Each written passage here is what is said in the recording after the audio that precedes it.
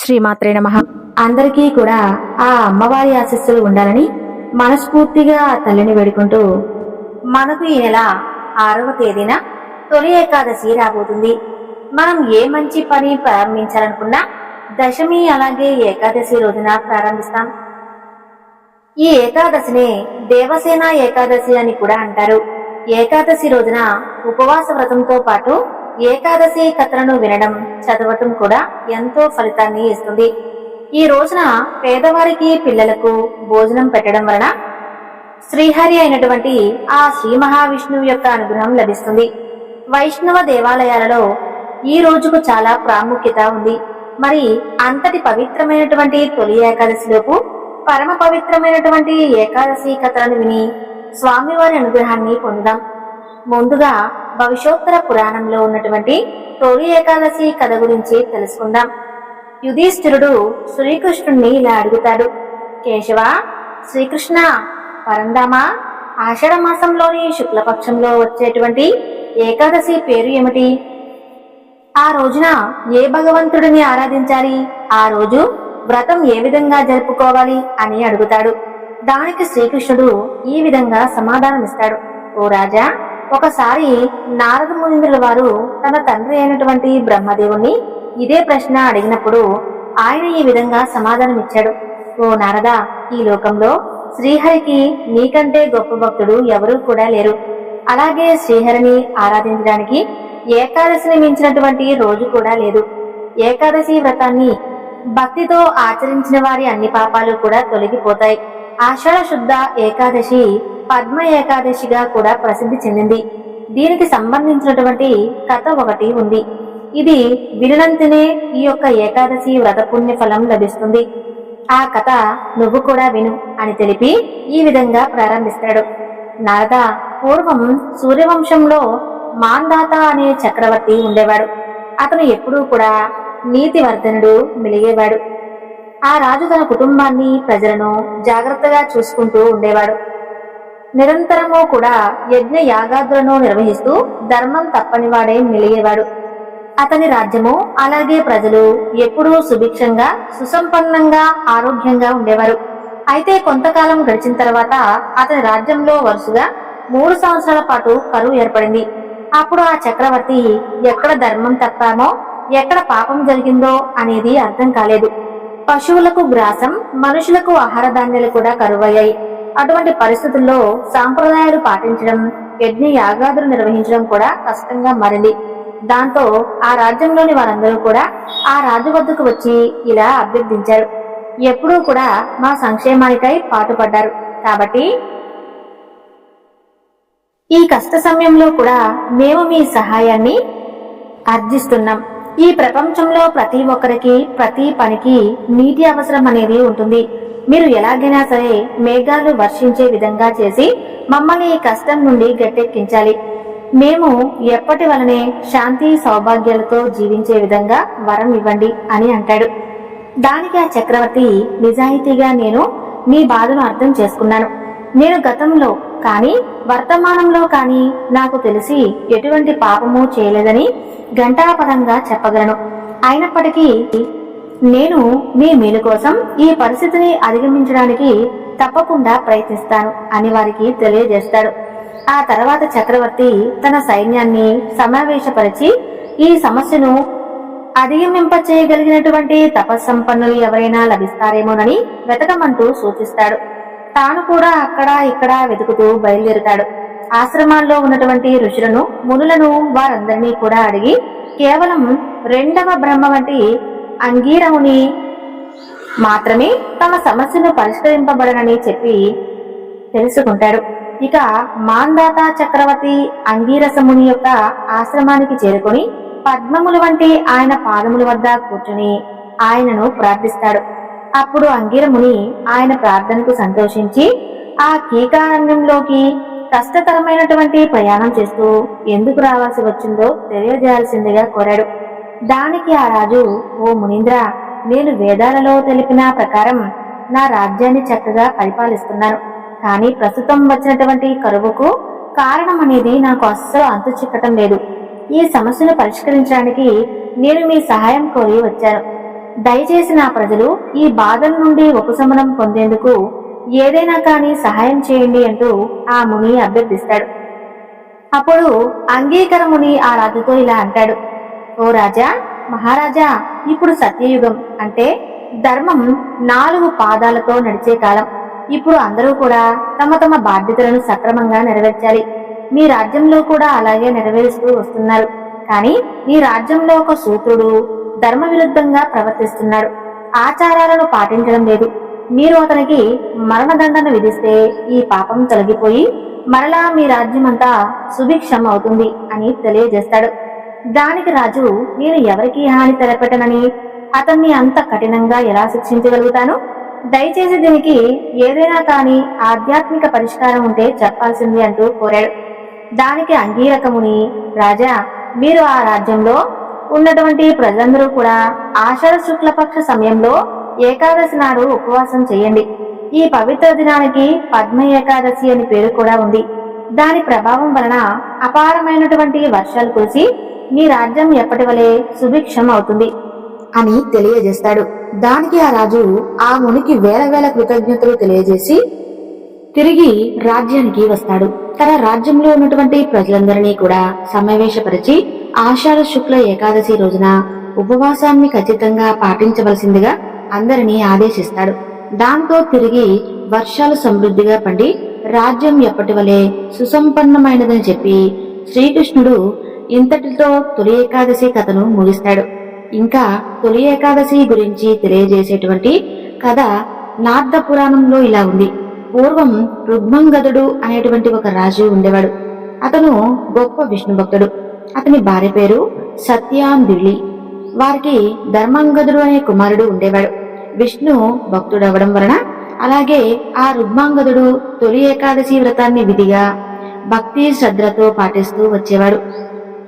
తానే కాకుండా తన రాజ్యంలో ఉన్నటువంటి ప్రజలందరితోనూ ఏకాదశి వ్రతాన్ని చేయించాలని సంకల్పించాడు. ఈ వ్రతం వలన యమలోకానికి వచ్చేటువంటి పాపుల సంఖ్య తగ్గుతుంది అనేటువంటి ఆందోళనతో యమధర్మరాజు రుగ్మాంతుడు యొక్క వ్రతాన్ని భంగం చేసి రమ్మంటూ రంభను అతని దగ్గరకు పంపిస్తాడు. రుగ్మాంగతుడు ఆమె అందానికి ఆకర్షితులై ఆమెను తనతో ఉండమని కోరతాడు. అప్పుడు ఆ మాటలన్నీ విన్నటువంటి ఆమె దానికి ఇలా చెబుతుంది, నా కోరికలను నువ్వు మన్నించినంత కాలం మాత్రమే నీతో ఉంటాను అంటూ నిబంధన తెలుపుతుంది.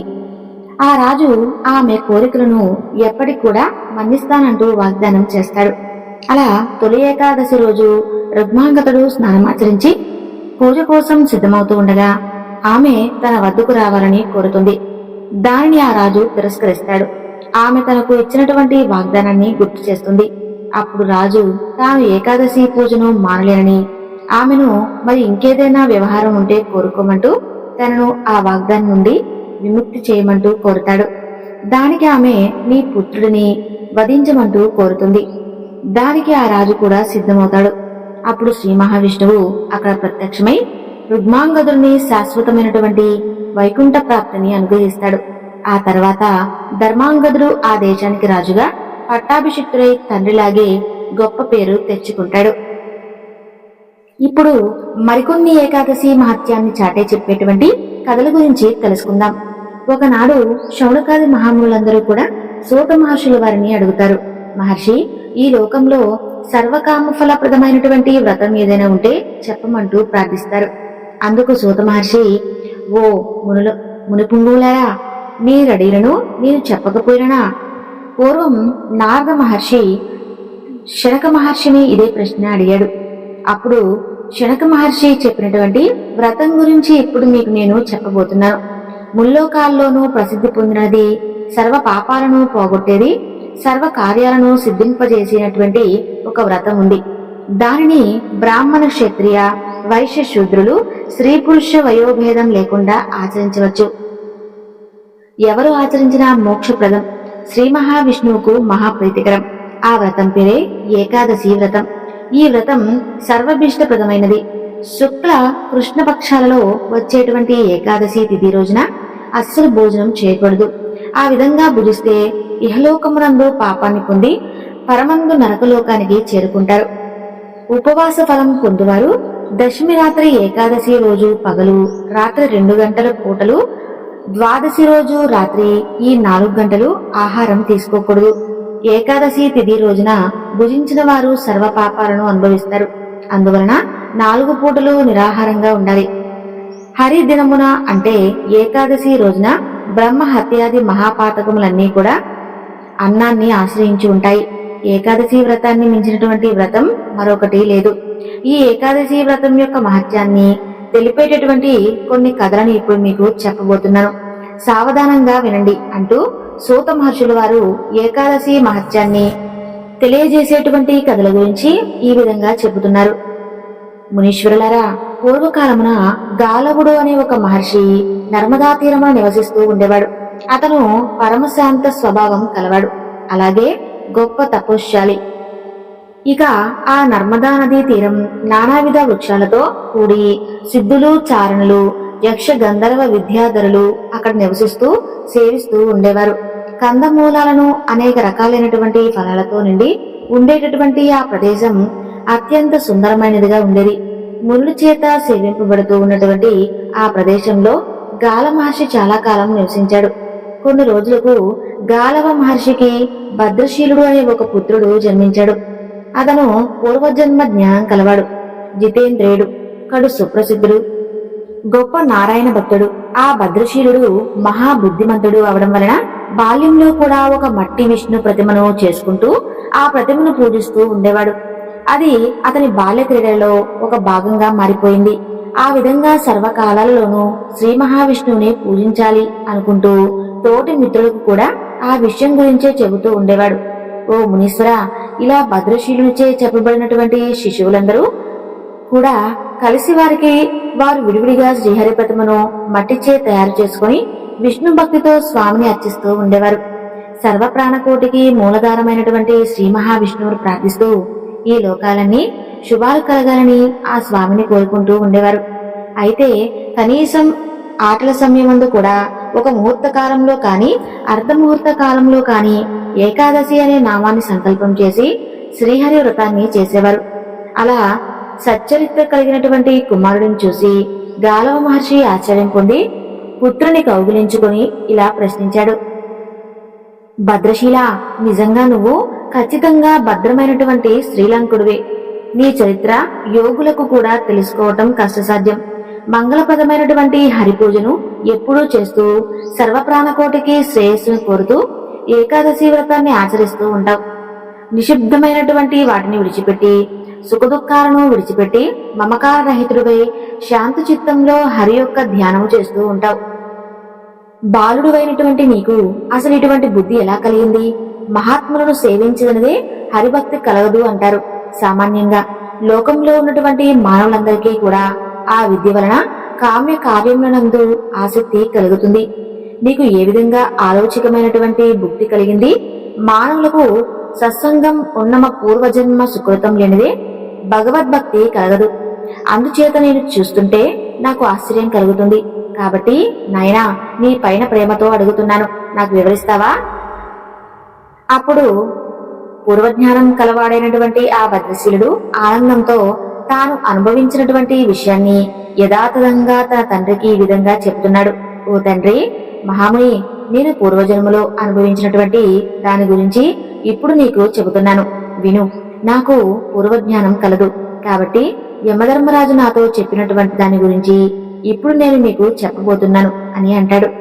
ఆ మాటలు విన్నటువంటి గాలవ మహర్షి మరలా ఆశ్చర్యచకితుడై ప్రేమతో మహాబుద్ధిమంతుడు అయినటువంటి ఆ భద్రశీలునితో, ఓ మహానుభావ, అసలు నీవు పూర్వజన్మలో ఎవరివి? ఎవడు నీతో ఏమని చెప్పాడు? ఎందువలన చంపవలసి వచ్చింది అని అడుగుతాడు. అప్పుడు భద్రశీలుడు, ఓ తండ్రి, నేను పూర్వం చంద్రవంశపు రాజును. నా పేరు ధర్మకీర్తి. నా గురువులు దత్తేంద్రియ మహర్షి. 9000 సంవత్సరాలు రాజ్య పరిపాలన చేశాను. జనుల యొక్క స్నేహంతో పాశాంగ ఆచారాలను పాటించేవాణ్ణి. మొదటి చాలా పుణ్యకార్యాలను ఆచరించి గొప్ప పుణ్యాన్ని సంపాదించుకున్నా. కానీ ఎప్పుడైతే పాషాండులతో తిరగడం ప్రారంభించానో నేను వేద మార్గాన్ని విడిచిపెట్టేశాను. యుక్తి కలిగినటువంటి మాటలను చక్కగా పలకగలిగినటువంటి నేను చాలా యజ్ఞాలను నాశనం చేశాను. నేను అధర్మాన్ని అనుసరించడం వల్ల నా దేశ ప్రజలు కూడా ఎప్పుడూ ఆధర్మాన్నే ఆచరిస్తూ ఉండేవారు. ఆ విధంగా వారి ఆధర్మం నుండి 6వ వంతు భాగం నాకు దక్కింది. ఈ విధంగా పాపాలను చేసి వ్యసనపరుడని నేను ఒకనాడు వేటయందు బాగా ఆసక్తి కలిగి ఒక అడవికి వెళ్ళాను. నేను సైన్యంతో కూడి అడవిలో చాలా మృగాలను వేటాడి చంపేశాను. ఆకలి దప్పికలు కలగడంతో రేవా నది తీరానికి చేరుకున్నాను. సూర్యతాపానికి గురై నేను రేవా నదిలో స్నానం చేశాను. కాని నా వెంట అప్పుడు సైన్యం రాలేదు.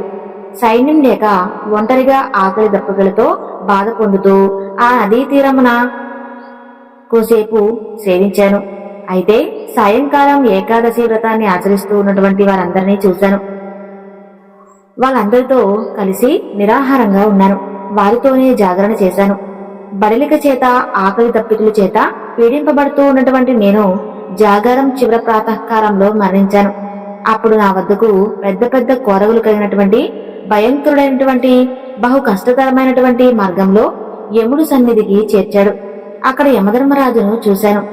అప్పుడు యమధర్మరాజు చిత్రగుప్తుని పిలిచి ఇతని చరిత్రను, దానికి అమలుపరచవలసినటువంటి శిక్షను వివరించమని అడుగుతాడు. అప్పుడు చిత్రగుప్తుడు ఇలా పలుకుతాడు: ఓ యమధర్మరాజా, ఇతను నిజంగా పాపాత్ముడు. ఎన్నో పాపాలను ఘోరాలను చేశాడు. అయితే అయినప్పటికీ ఏకాదశి తిథి రోజున నిరాహారంగా ఉండే పాపాలన్నీ కూడా తొలగిపోతాయి కదా. మరి తను వేట కోసం బయలుదేరి అడవికి వెళ్ళాడు. ఏకాదశి తిథి రోజున రేవా నదిలో స్నానమాచరించి ఆ నదీ తీరంలో నిరాహారంగా ఉండి జాగరణ కూడా చేశాడు. కాబట్టి ఇతను చేసినటువంటి పాపాలన్నీ కూడా నశించి ఆ రోజు చేసినటువంటి అతని యొక్క జాగరణము నిరాహారంగా ఉండటం వల్ల అతనికి పుణ్యం లభించింది. ఇదంతా కూడా ఏకాదశి ప్రభావం అని చెబుతాడు. అప్పుడు యమధర్మరాజు వినయంతో అతనికి నమస్కరిస్తాడు. అతన్ని పూజిస్తాడు. భటులను పిలిపించి వారితో ఇలా చెబుతాడు: ఓ దూతలారా, నా మాటను శ్రద్ధగా ఆలకించండి. మీకు హితాన్ని చెబుతున్నాను. ఎవరైతే ధర్మ మార్గంలో నడుచుకుంటూ ఉంటారో అలాంటి మానవులను అసలు నా దగ్గరకు తీసుకురాకండి. ఎవరైతే విష్ణు పూజ చేస్తారో, భక్తులను, కృతజ్ఞతలను, ఏకాదశి వ్రతాన్ని ఆచరించేవారిని, జితేంద్రియులను, నారాయణ అచ్యుత హరికృష్ణ నాకు రక్షకుడుగా ఉండు అంటూ ఎప్పుడూ ఆ స్వామిని స్మరిస్తూ ఉంటారో శాంతులను త్వరగా విడిచిపెట్టేసేయండి. అలాగే నారాయణ, అచ్యుత, హరి, జగన్నాథ, కృష్ణ, విష్ణు, పద్మేశ, పద్మజాపిత, శివశంకర అంటూ ఎప్పుడూ పలుకుతూ లోకహితాన్ని ఎవరైతే కోరుకుంటూ ప్రశాంతమైనటువంటి చిత్తంతో ఉంటారో వారిని దూరం నుండి విడిచిపెట్టండి. వారికి ఎలాంటి శిక్షలు ఉండవు. అన్ని కర్మలను నారాయణుడికే అర్పించేవారిని, హరిభక్తి కలవారిని, స్వధర్మ ఆచార మార్గాన్ని ఆచరిస్తూ ఉండేవారిని, గురుసేవకులకు సత్పాత్ర దానాన్ని చేసేవారిని, దీనపాలకులను, హరినామ పారాయణులను విడిచిపెట్టేయండి. పాషాండులతో స్నేహం లేని వారిని, బ్రాహ్మణ భక్తి కలవారిని, సత్సంగముందు ఆసక్తి కలవారిని, అతిథి పూజ సల్పువారిని, అలాగే శివ విష్ణువులందు సమభావంతో ఉండేవారిని, జనోపకారం చేస్తూ హరికథామృతాన్ని సేవిస్తూ ఉండేవారిని విడిచిపెట్టండి. ఇక ఎవరైతే నారాయణ స్మరణ చేయవారితో ఉన్నవారిని కూడా విడిచిపెట్టండి. అలాంటి వారిని బ్రాహ్మణ పాదజాల సేచనతో సంతోషించి వారిని ప్రజలను ద్వేషిస్తూ ఉండేవారిని, జనులను నాశనం చేసేవారిని, అపరాధాలు చేసేవారిని, ఏకాదశి వ్రతాన్ని చేయని వారిని, ఉగ్ర స్వభావాలను, లోకభవేద నిరోక్తుల్ని, పరులను నిందించేవాడిని, గ్రామాన్ని నిర్దేశించేవాడిని, ఉత్తములను ద్వేషించేవాడిని, బ్రాహ్మణ ధనాన్ని ఆశించేవాడిని, విష్ణువుయందు ఇష్టత లేనివాడిని, మూర్ఖులను, పాపులను చేసేవాడిని నా వద్దకు తీసుకురండి అంటూ యమధర్మరాజు పలికినటువంటి మాటలను విని నేను చేసినటువంటి పాపకర్మలన్నీ కూడా తలుచుకుని చాలా బాధపడ్డాను. పాపాలను తలుచుకుని పశ్చాత్తాపం చెందడం వల్ల, సధర్మాన్ని వినడం వల్ల అప్పుడే నా పాపాలన్నీ కూడా పూర్తిగా నశించిపోయాయి. ఇలా పాపరహత్యం పొంది హరిసారూప్యాన్ని పొంది ఉన్నటువంటి నాకు ధర్మరాజు నమస్కరించాడు. అప్పుడు యమదూతల భయంతో వణుకుతూ యమధర్మరాజు చెప్పినటువంటి ధర్మాన్ని విశ్వసించాను. ఆ తర్వాత యమధర్మరాజు నన్ను సన్మానించి 100 దివ్య విమానాలతో శ్రీ మహావిష్ణువు యొక్క పరమపదానికి పంపించాడు. నేను చేసినటువంటి ఆ ఏకాదశి ఉపవాసం జాగరణ వలన విష్ణులోకాన్ని పొందాను. కల్పకోటి సహస్రములు, కల్పకోటి శతములు విష్ణులోకమునందే ఉన్నాను. తర్వాత ఇంద్రలోకానికి వచ్చాను. అక్కడ కూడా దేవతలందరి చేత పూజలు అందుకుంటూ కల్పకోటి సహస్రములు, కల్పకోటి శతములు అన్ని భోగాలతో అక్కడ సంతోషంగా నివసించాను. ఆ తర్వాత భూలోకానికి వచ్చాను. ఇక్కడ కూడా చూసారా, విష్ణు భక్తులైనటువంటి మీ వంశంలోనే పుట్టాను. పూర్వజన్మ జ్ఞానం చేత ఈ విషయాలన్నీ కూడా తెలుసుకున్నాను. కాబట్టే నా తోటి బాలుడితో కలిసి విష్ణు పూజా ప్రయత్నం చేస్తూ ఉన్నాను. మొదట నేను ఆచరిస్తున్నది ఏకాదశి వ్రతమని నాకు కూడా తెలియదు తండ్రి. పూర్వజన్మ జ్ఞానం చేత ఇప్పుడే తెలుసుకున్నాను. నాకు తెలియకుండా చేసినటువంటి ఏకాదశి ఉపవాసం జాగరణకే మరి నాకు ఇంతటి బలం కలిగినందువలన ఇక భక్తిలో ఎవరైతే ఏకాదశి వ్రతాన్ని చేస్తారో వారికి కలిగేటటువంటి ఫలాన్ని ఇంత అని ఏమి చెప్పగలను చెప్పు. కాబట్టి ఓ తండ్రి, ఓ మహర్షి, నేను పరమ పవిత్రమైనటువంటి ఏకాదశి వ్రతాన్ని ఆచరిస్తాను. పరమ పదమును కోరి ప్రతినిత్యము కూడా విష్ణు పూజ చేస్తాను. శ్రద్ధతో ఏకాదశి వ్రతాన్ని ఆచరించేవారు పరమానందాయకమైనటువంటి శ్రీ మహావిష్ణువు యొక్క సాన్నిధ్యాన్ని పొందుతారు అంటూ భద్రశీలుని మాటలను విన్నటువంటి గాలవ మహర్షి పరమానంద భరితుడవుతాడు. విష్ణు భక్తి పారాయణుడైనటువంటి నీవు నా వంశంలో పుట్టుట నిజంగా నా అదృష్టం. నా వంశం మొత్తం ధన్యమైంది, నా జన్మ ధన్యమైందని చెప్పి సంతోషించి గాలవ మహర్షి తన పుత్రుడుకు విధి విధానంగా హరిపూజా విధానం గురించి చెబుతాడు.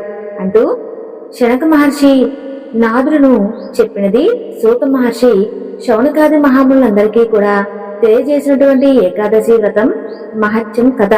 ఇక ఈ కథ అంతా విన్నటువంటి ఆ శౌనకాది మహాములందరూ కలిసి, ఓ శూర మహర్షి, ఏకాదశి మహత్యాన్ని తెలియజేసినటువంటి ఈ కథ నిజంగా వినడం మా అదృష్టం. ఇంకా ఏదైనా కథ ఉంటే చెప్పండి అని అడుగుతారు. అప్పుడు సూత మహర్షుల వారు, మరో ఇతిహాస కథ ఉంది, చెబుతున్నాను, శ్రద్ధగా ఆలకించండి. పూర్వం ఒకానొకప్పుడు సత్యవ్రతుడు అనే ఒక మహారాజు కాశ్మీర దేశాన్ని పరిపాలిస్తూ ఉండేవాడు. అతను తన పేరుకు తగినవాడు. అతని రాజ్యంలో ధర్మబద్ధంగా ప్రజలందరూ కూడా సుఖ సంతోషాలతో జీవిస్తూ ఉండేవారు. పరోక సౌఖ్యం కోసం దేవతారాధన ముఖ్యమని చెప్పి సత్యవ్రతుడు గ్రహిస్తాడు. అలా గ్రహించి ఏకాదశి ఉపవాసం చేస్తూ ఉండేవాడు. ఆ సమయంలో అతని మనసులో ఒక ఆలోచన పుడుతుంది. ఆ ఆలోచన ఏమిటి అంటే, నా రాజ్యంలో ఉన్నటువంటి ప్రజలందరూ కూడా ఇహలోక సౌఖ్యాలను అనుభవిస్తూ ఉన్నారు. అయితే పరలోక సౌఖ్యం కూడా వారు తప్పకుండా పొందాలి. మరి అలా పొందాలంటే నేను ఒక్కడినే ఈ ఏకాదశి వ్రతాన్ని ఆచరిస్తే సరిపోదు, వారందరి చేత కూడా ఆచరింప చేయాలి అని మనసులో అనుకుంటాడు. అయితే అలా అనుకుంటూ ఉండగానే సాక్షాత్తు శ్రీహరే సత్యవ్రతుని ఎదుట సాక్షాత్కరిస్తాడు. అప్పుడు ఆ సత్యవ్రతుడు శ్రీహరికి సాష్టాంగ ప్రణామాలు ఆచరించి వేదోక్త మంత్రాలతో పరిపరి విధాలుగా స్తుతిస్తాడు. స్తుతిస్తూ ఇలా అంటాడు, ఓ విశ్వరూప, జగన్నాథ, కృష్ణ, నీ దర్శన భాగ్యం నాకు కలిగింది. స్వామి, నా జన్మ ధన్యమైంది. నేను చేసినటువంటి వ్రతాలన్నీ కూడా ఫలించాయి. అలాగే తన ప్రజలకు కూడా మోక్షణ లభించేటువంటి ఉపాయం చెప్పమంటూ శ్రీహరిని ప్రార్థిస్తాడు. అప్పుడు శ్రీహరి చిరుమందహాసం చేస్తూ, రాజా, నీలాంటి ధర్మాత్ములు నిజంగా చాలా అరుదుగా ఉంటారయ్యా. నీ రాజ్యంలోని ప్రజలందరి శ్రేయస్సు కోరుతున్నటువంటి నీవు నిజంగా ఎంత ధర్మాత్ముడో తెలుస్తుంది. ఓ మహారాజా, ఇహపర సౌఖ్యాలను పొందాలి అంటే ఏకాదశి వ్రతాన్ని ఆచరించాలి. ఇలా సంవత్సరంలో వచ్చేటువంటి 24 ఏకాదశి తిథుల రోజున పూర్తిగా ఉపవాసం ఉండాలి. దశమి రోజు రాత్రి, ద్వాదశి రోజు రాత్రి పూట కూడా ఉపవాసం ఉండాలి. లక్ష్మీ సహితంగా నన్ను పూజించాలి. ఏకాదశి తిథి రాత్రి జాగరణ చేయాలి. ద్వాదశి రోజు నిత్యకర్మలు అనుష్ఠి తిరిగి మరలా నన్ను పూజించి బ్రాహ్మణులకు భోజనం పెట్టి ద్వాదశి గడిలు వెళ్లిపోకుండా బంధుమిత్రులతో నువ్వు భోజనం చేయాలి.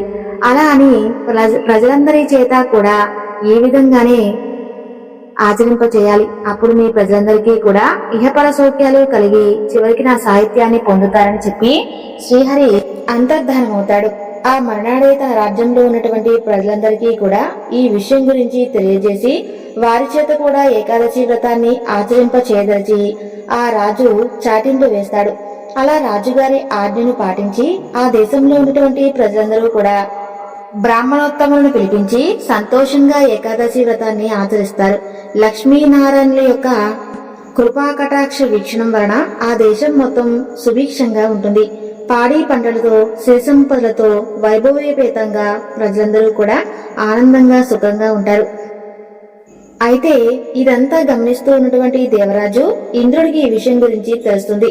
ప్రజలందరూ కూడా ఇలా ఏకాదశి వ్రతాన్ని చేస్తున్నారు. మరి ఇలా ఏకాదశి వ్రతం చేయటం వల్ల వారందరూ కూడా ధర్మాత్ములై గొప్ప పుణ్యాన్ని సంపాదించుకుని స్వర్గాన్ని చేరుకుంటారు కదా. అలా చేరుకుంటే నా ఇంద్ర పదవికి ఏమైనా పోటీ పడే అవకాశం కూడా ఉండవచ్చు కదా అని చెప్పి ఈ వ్రతాన్ని ఆచరించకుండా చేస్తే మిగతా ప్రజలందరూ కూడా ఆచరించరులే అంటూ ఒక ఉపాయాన్ని ఆలోచిస్తాడు దేవేంద్రుడు. ఆలోచించి మరునాడే అక్షరస కన్య అయినటువంటి మాలిని పిలిపిస్తాడు. దేవేంద్రుని ఎదుట మాలిని నిలిచి నమస్కరిస్తుంది. అప్పుడు దేవేంద్రుడు, ఓ మాలిని, నీవు భూలోకానికి వెళ్లి ఆ సత్యవ్రత మహారాజుని నీ అందచందాలతో మోహింపజేసి అతని ఏకాదశి వ్రతాన్ని ఆచరించకుండా చేయాలి అంటూ ఆజ్ఞాపిస్తాడు.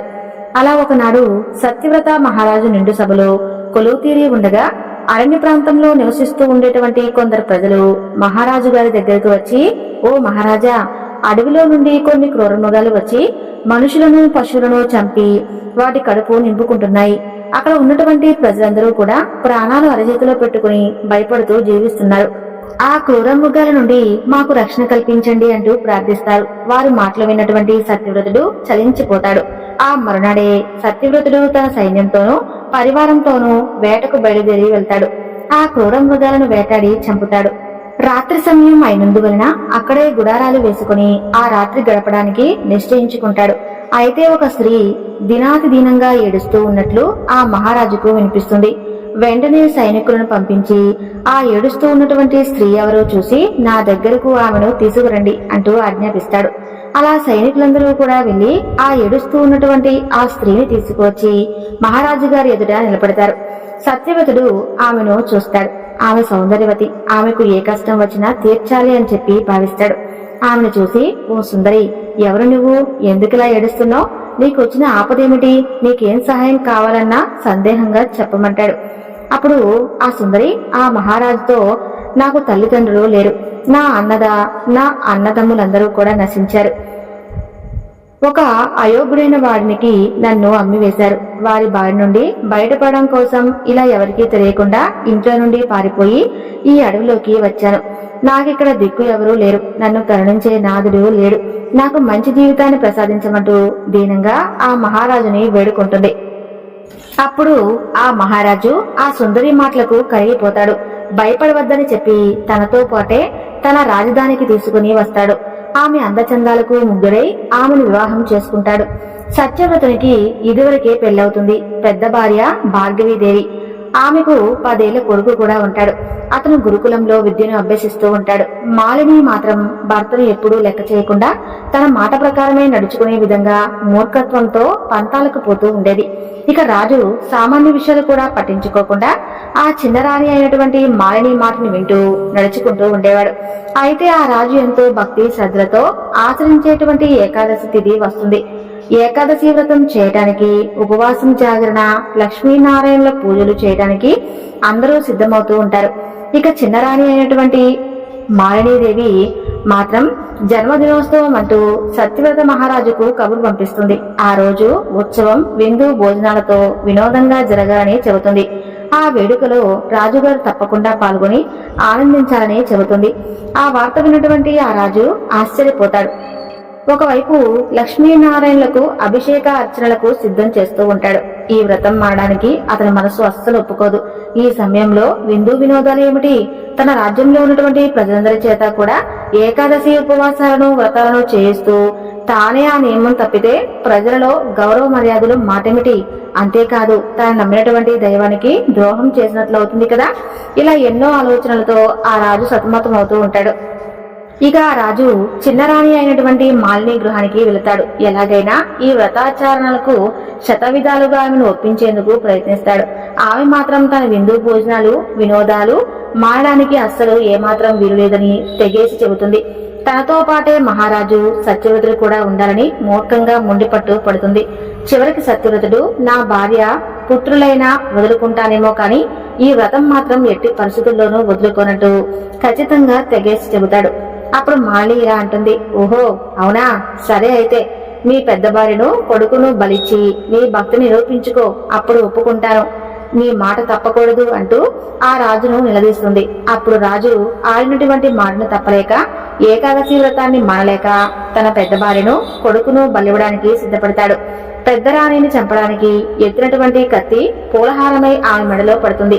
అక్కడ మహాలక్ష్మి సమేతుడై శ్రీ మహావిష్ణువు దర్శనమిచ్చి సత్యవ్రతుడికి దేవేంద్రుడు చేసినటువంటి కుట్ర, అతడు పంపించినటువంటి అప్సరస కన్య మాలిని గురించి తెలియజేస్తాడు. రాజా, నా అనుగ్రహం నీపై ఉన్నంత వరకు ఎవరి మాయలు నన్నేమీ చేయలేవు. ఇకనైనా ఈ స్త్రీ మీద వ్యామోహం విడిచి నీ రాజ్యం నుండి నువ్వు వెళ్ళగొట్టు. నీవు ధర్మ మార్గాన్ని ఎప్పటికీ విడవద్దు, నీకంతా శుభమే కలుగుతుంది అని చెబుతాడు. సత్యవ్రత మహారాజు ఆ స్వామికి నమస్కరిస్తాడు. ఆ స్వామి అదృశ్యమవుతాడు. సాక్షాత్తు ఆ శ్రీ మహావిష్ణువే దర్శించుకున్నటువంటి సత్యవ్రతుడు పరమానంద భరితుడే అవుతాడు. ఈ లోక సుఖాల మీద విరక్తి చెంది రాజ్యశ్రీ కేవలం తన జీవితాన్ని రాజధర్మాన్ని నెరవేరుస్తూ ప్రజలందరికీ కూడా అంకితం చేస్తాడు. శ్రీహరి సేవలోనే తన జీవితాన్ని సాగించాడంటూ సూత మహర్షుల వారు శౌనకాది మహాములందరికీ కూడా తెలియజేసినటువంటి మరొక చక్కని ఏకాదశి మహత్యము కథ. ఏకాదశి మహత్యం అన్ని తెలియజేసేటువంటి ఈ కథలన్నీ కూడా మీ అందరికీ కూడా ఆనందాన్ని కలిగించాయనుకుంటున్నాను. మనందరిపై కూడా ఆ లక్ష్మీనారాయణ యొక్క అనుగ్రహం సంపూర్ణంగా ఉండాలని మరొక్కసారి ఆ స్వామిని వేడుకుంటూ ఈ వివరణను ఇంతటితో ముగిస్తున్నాను. తప్పకుండా ఈ యొక్క కథలు నచ్చితే ఈ వీడియోను లైక్ చేసి సబ్స్క్రైబ్ చేసుకోండి. సర్వే జన సుఖినో భవంతు.